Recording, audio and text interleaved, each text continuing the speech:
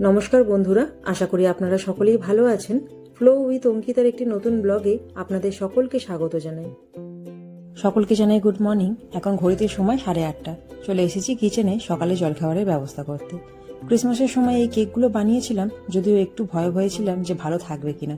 তবে জানেন, এখনো পর্যন্ত কেকগুলো ভালো আছে। তাই সকালে জলখাবারে আজ আর কোনো ঝামেলাই রাখিনি, কারণ আজ এমনিতেই ঠিক করেছি কোনো রান্নাবান্না ঝামেলায় আজ যাবো না। একদম যাকে বলে রান্নাবান্না বিহীন একটি দিন। ব্যাস অল্প করে কেক কেটে নিলাম, এবার সুন্দর করে সেটাকে প্লেটে সাজিয়ে নিচ্ছি। দাঁড়ান, এই কাটিং বোর্ডটাকে আগে সরিয়ে দিই। আসলে কিচেনে আমাদের এই কাউন্টার টপটা খুবই ছোট, আর এই কাটিং বোর্ডটা বিজয় কিনে ফেলেছে বেশ বড়। তবে একটা ছোট কাটিং বোর্ড কিনতেই হবে দেখছি। কেকের সাথেই কতগুলো রোজ কুকিজও নিয়ে নিলাম। আসলে বিজয় লিভাতে ছিল বলে ক্রিসমাসের কোনো স্ন্যাক্সই ওর খাওয়া হয়নি, তাই ভাবলাম আজকের জলখাবারে এইগুলোই থাক, কারণ এরপর যদি নষ্ট হয়ে যায় তখন আর ওর খাওয়াই হবে না। অল্প করে নিমকিও নিয়ে নিলাম, আর কি সুন্দর দেখতে লাগছে দেখুন। দাঁড়ান, এটা দিয়ে আসি। এর সাথে 2 কাপ গরম গরম কফি বানিয়ে নিচ্ছি। সাধারণত সকাল দিকটায় আমরা দুধ কফিটা খাই না, এই ব্ল্যাক কফিটাই খাই, তবে সেটা চিনি ছাড়া। যদিও প্রথমে আমি একদমই খেতে পারতাম না জানেন, তবে ওর সাথে থাকতে থাকতেই এটার অভ্যাস হয়। ওই 1 থেকে 1.5 চামচ মতো কফি আর গরম জল দিয়ে দিলাম, একটু নাড়াচাড়া করে নিলেই তৈরি। মাঝে মাঝে আমার যখন একটু মিষ্টি দিয়ে খেতে ইচ্ছা করে তখন সামান্য মধু না হলে মিছরি মিশিয়ে নিই। খারাপ লাগে না, ভালোই লাগে খেতে জানেন। গরম গরম কফিও হয়ে গেছে, এবার সকালে জলখাবারটা সেরে ফেলি।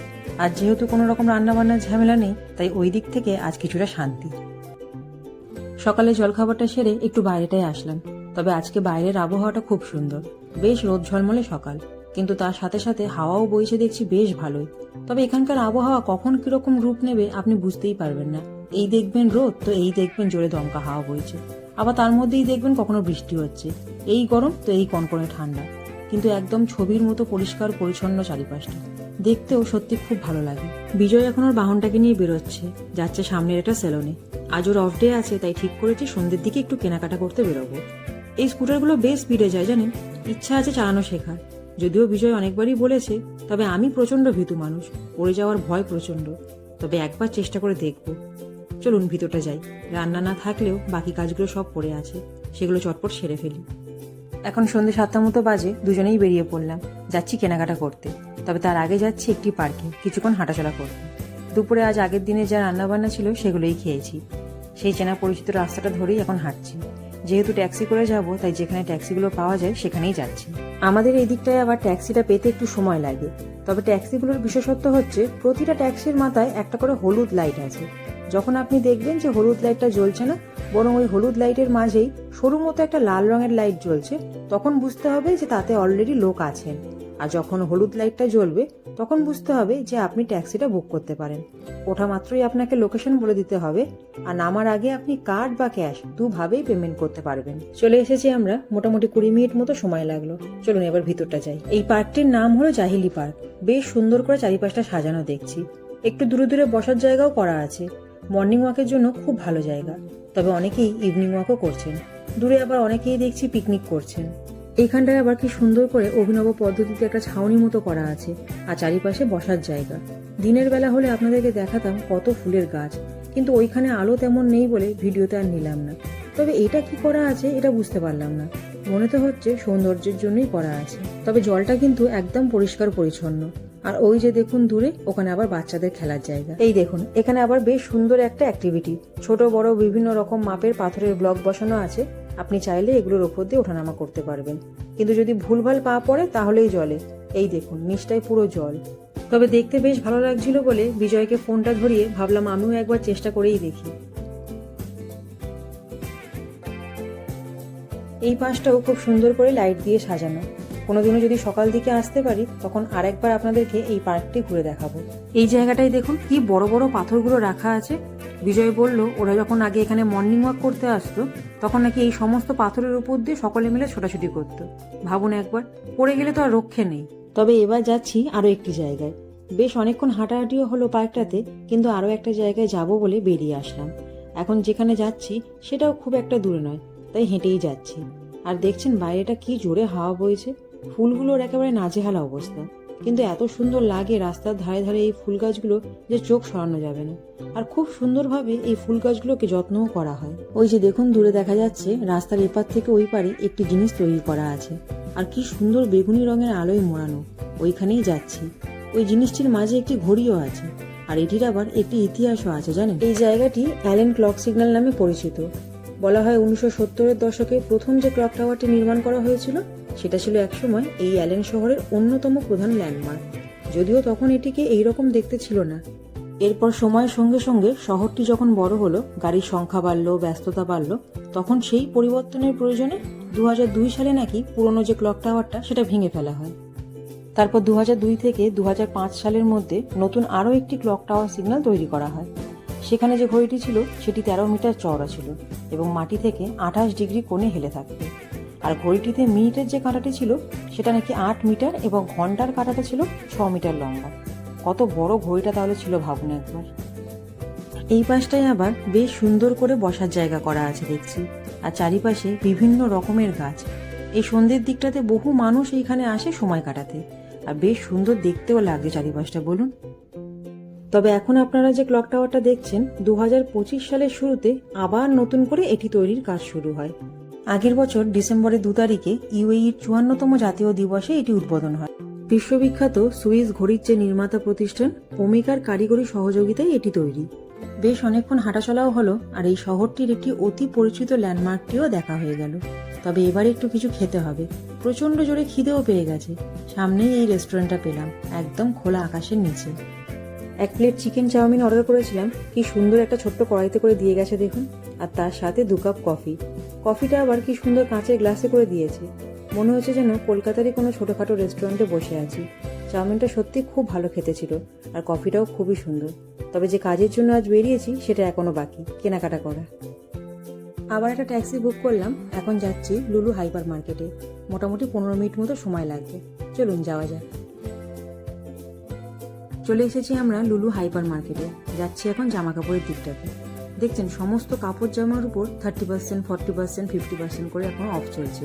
এটা দেখি মনটা যেন আরো ভালো হয়ে গেল। দেখছেন কত রকমের লেডিস ব্যাগ রাখা আছে। এই ব্যাগটা কি সুন্দর দেখতে লাগছে দেখুন, 79 দিরহাম মতো দাম, মানে 1900 টাকা। এখানেও কত রকমের লেডিস ব্যাগের কালেকশন দেখছেন। তবে আজ আমি কিছু কিনবো না, আজ এখানে আসার প্রধান কারণ হলো বিজয়ের জন্যই। মোটেই জামা কাপড় কিছু কিনতে চায় না, তাই আজ কিছুটা ধরে বেরিয়ে জামা কাপড় কিনাতে হবে। চলুন এবার ওই দিকটায় যাই, দেখি ও কি করছে। এই যে এখানে বিজয় জিন্সের প্যান্ট পছন্দ করছে, এগুলোতেও দেখছি 30% করে অফ চলছে। তাই ওকে বললাম তুমি দেখো, আমি বরং ওদিকটায় টি শার্টগুলো দেখি।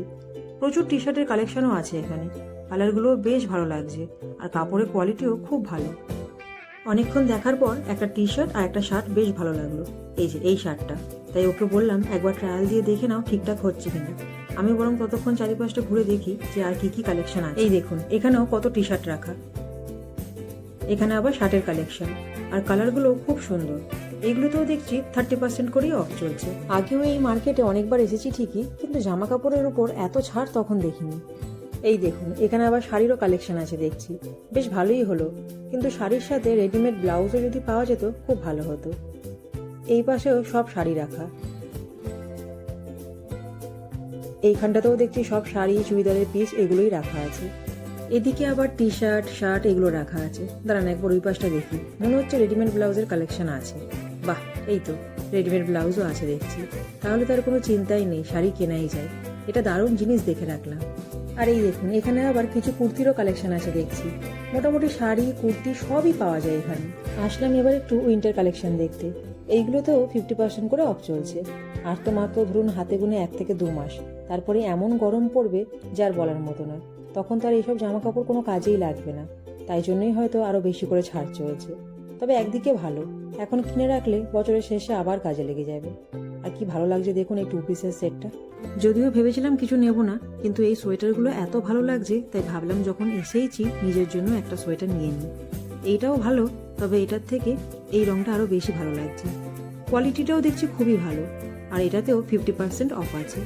আগে 55 দিরহাম মতো দাম ছিল, এখন 27 দিরহাম 50 ফিলস মতো দাম আছে। এখন এই একটাই নিচ্ছি, পরে আবার যখন আসবো তখন আবার একটা দুটো কিনে রাখবো। আরো কত রকমের কালেকশন আছে দেখছি। এই পাশটায় আসলাম এবার জুতোর কালেকশন দেখতে। দেখছেন এইগুলোতে 70% করে অফ চলছে, আর বেশ সুন্দর সুন্দর কালেকশনও রাখা আছে। ডান পাশে রাখা আছে বিভিন্ন রকমের স্লিপার, আর এখানে আবার দেখছি ল্যাকোস ব্র্যান্ডের স্লিপারও আছে। আর এইগুলো তো বেশ ভালো অফার দিচ্ছে, ছেলে বা মেয়ে উভয় ব্যবহার করতে পারবে সেটাও লিখে দিয়েছে। আর এদিকে আছে কিছু হান্টার শু আর আরও বিভিন্ন রকমের জুতো। এসেছি এবার নিচের ফ্লোরটাতে। এখানে আবার বিভিন্ন রকমের ঘর সাজানোর জিনিসগুলো রাখা আছে। এই ডাইনিং টেবিলটার দাম আছে 799 দিরহাম, আর পাশেরটার দাম আছে 1299 দিরহাম। বেশ সুন্দর দেখতেও লাগছে এগুলোকে। বিভিন্ন রকমের সোফা সেটও রাখা আছে, আর কোন জিনিসটার কি দাম আছে সেগুলো সব আলাদা আলাদা করে লেখা আছে, যাতে সকলের বুঝতে সুবিধা হয়। আর এখানে কিছু আর্টিফিশিয়াল ফুলও রাখা আছে, আর কি সুন্দর দেখতে লাগছে দেখুন এই সাদা রঙের ফুলটা। বিভিন্ন রকম রঙের ফুলদানিগুলো এখানে রাখা আছে, আর তার পাশটায় আছে বিভিন্ন ধরনের টেবিল ল্যাম্প। আর এই ক্যানভাস পেন্টিংগুলো একবার দেখুন, কি অপূর্ব সুন্দর দেখতে লাগছে। আর এইখানটায় আবার দেখছি কি সুন্দর একটা ছোট্ট কোট লেখা আছে, the perfect marriage is just two imperfect people who refuse to give up on each other. একদম সঠিক কথা। পাশেও আর একটা কোট লেখা আছে, আর তার পাশেই আছে একটা সুন্দর ক্যানভাস পেন্টিং। চলুন, আজকের মতো কেনাকাটা সব হয়ে গেছে, আর বিজয় এখন বিলিং করাচ্ছে। এই মার্কেটটার উপরেও দেখছি আরও ফ্লোর আছে, তার সাথে চারিপাশে আরও বিভিন্ন রকমের দোকান। বললাম এবার রুমের পর, তবে আগেই বলেছি আজকে নো রান্না বান্না, তাই রুমে গিয়ে অনলাইনে দেখে রাতের জন্য কিছু অর্ডার করতে হবে। চলুন যাওয়া যাক। রুমে এসেই বিজয় আগে রাতের খাবারটা অর্ডার করে দিয়েছিল, এক্ষুনি এসে খাবারটা দিয়ে গেল। সারাটা দিন বেশ ভালোই কাটলো, আর রান্নাবান্না থেকে একদিন ছুটি পেতে কার না ভালো লাগে বলুন। প্রায় 3 সপ্তাহ ধরে এতটাই অসুস্থ ছিলাম যে আপনাদের সাথে কোনো ব্লগ শেয়ার করতেই পারিনি, তবে এখন অনেকটাই সুস্থ, তাই চেষ্টা করব আরও নতুন নতুন অভিজ্ঞতা আপনাদের সাথে শেয়ার করতে। 1 প্লেট চিকেন বাটার মশলা আর 3টে বাটার নান অর্ডার করেছিল। বসলাম এবার দুজনে ডিনার করতে। চলুন তাহলে আজকের ভিডিওটাও এখানেই শেষ করছি। ভিডিওটা আপনাদের কেমন লাগলো অবশ্যই আমাকে কমেন্টে জানাবেন, আর যদি ভালো লাগে তাহলে একটা লাইক করে দেবেন। দেখা হবে আপনাদের সাথে খুব তাড়াতাড়ি পরবর্তী একটা ব্লগে। সকলে ভালো থাকবেন, সুস্থ থাকবেন। পরমপিতা ঈশ্বর আপনাদের সকলকে ভালো রাখবেন।